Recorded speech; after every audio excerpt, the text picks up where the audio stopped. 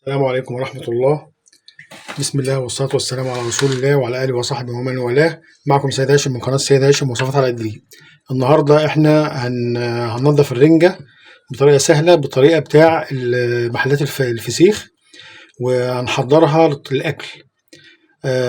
طبعا احنا معانا كمية. أول حاجة هنعملها هنجيب رنجاية هنقطعها بالشكل ده. أول حاجة بقطع الراس بتاعتها، قطع الديل، سهلة جدا زي محلات الفسيخ بالظبط. ونيجي الحتة دي كده نقطعها. طبعا دي مش هنستفيد منها بأي حاجة أصلا، فيها طبعا مش ملهاش أي لازمة خلاص. ونيجي نفتحها من الظهر كده. اللهم صل على النبي.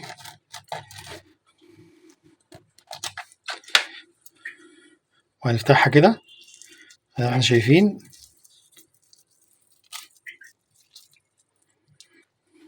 ننضفها كده بسيطة، طلع منها الشوك.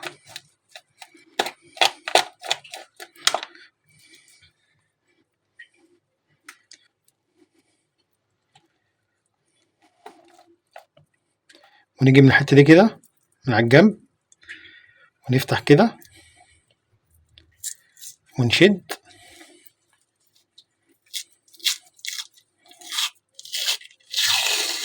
طلعت معانا كلها حتة ايه نظيفة، مفيهاش أي مشكلة خالص، زي الفل، مش مشكلة خالص، زي الفسخاني والله بيعملها كده بالظبط. هنيجي للجزء التاني، سهلة خالص برضه اهو. طبعا لما يجي عند الشوك هنجيبه من تحت هنا، ما نجيبوش من فوق عشان ما يطلعش فيه لحم، عشان لو عملناه من فوق هيجي فيه لحم كتير. برضه ننضف من هنا برضه كده نفس القصة، سهلة جدا. الشوك طلع على طول معانا.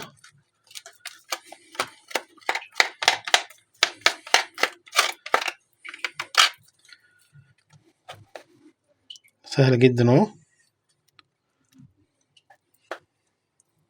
مفيهاش أي حاجة خالص اهي. هنيجي برضه من الجنب التاني كده، نمسك كده ونفلتها كده، وبعد كده نشد هنطلعها طلعت زي الفل اهي، مفيهاش مشكلة خالص.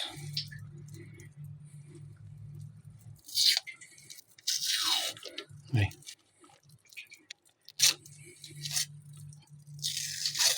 زي الفل. هنكمل الكمية كلها وهرجع لكم تاني. ورجعنا لكم تاني بعد ما عملنا الكمية كلها زي ما احنا شايفين اهي، شرايح اهي، مفيهاش أي حاجة، حلوة خالص ونظيفة ما شاء الله. اللهم صل على النبي. طبعا هنجيب عشان نحضرها للأكل بقى، طبعا هنجيب الشريحة من دول طبعا كده، نقطعها قطع كده،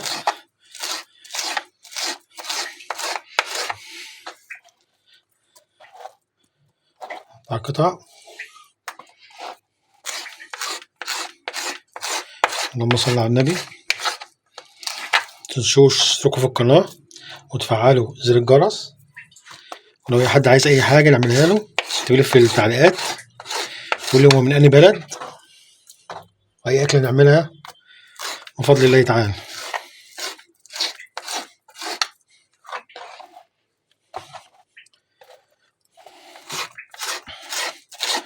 بسم الله.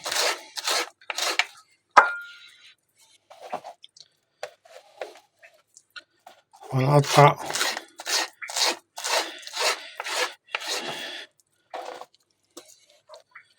قطعة صغيرة كده زي ما احنا شايفين. إن شاء الله تبقى طعمها روعة، جربوها هتعجبكم جدا،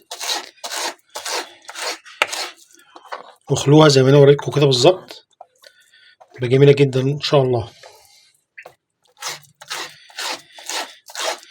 طبعا محدش يحط على الرنجة طماطم ولا خيار ولا هو جنبيهم، عشان بيبقى طعمه مزفر جدا، بيخلي البق ريحته طعمه مزفر جدا. كده خلصنا الكمية بتاعتنا. طبعا هنعمل ايه بقى؟ هنجيب فلفل اخضر، فلفل اخضر،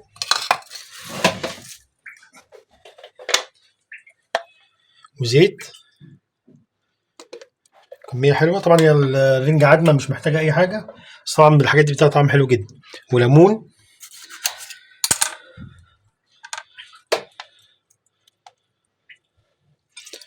رش عليها ليمون. طبعا طحينة،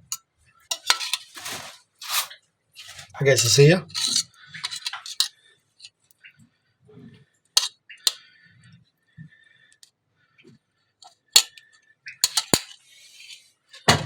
وخل.